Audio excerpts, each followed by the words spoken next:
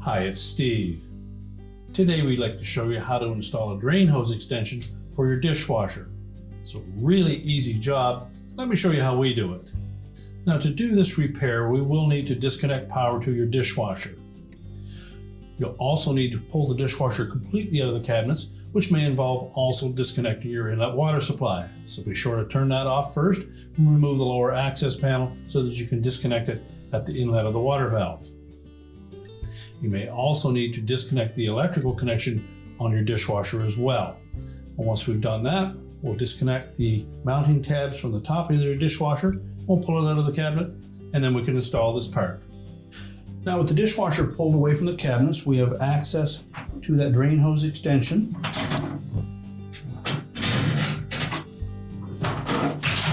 We'll just pull the hose out far enough that we can access the connector. Now, with the connector exposed, using a pair of pliers, we're going to release that clamp and just slide that up onto the drain hose attached to the dishwasher itself. Separate the connector. There's typically going to be some water in this hose, so have something there to clean that up.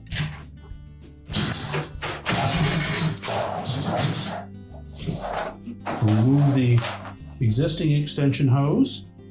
Now, depending on the size of hole in the cabinets that the drain hose was routed through, you may need to feed it through from that end first.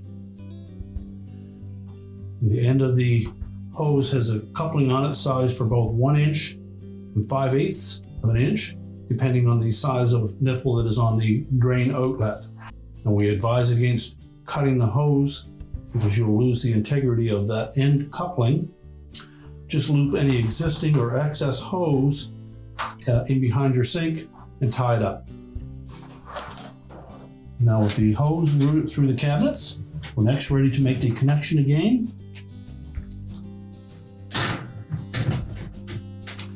Make sure we push that coupler firmly onto the drain hose extension to the last rib. Then we'll reinstall our clamp.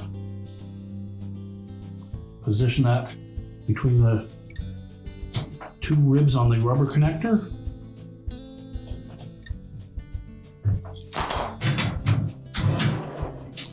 And then as you're pushing the dishwasher into the opening, make sure that we route that hose so that we don't get any kinks in it.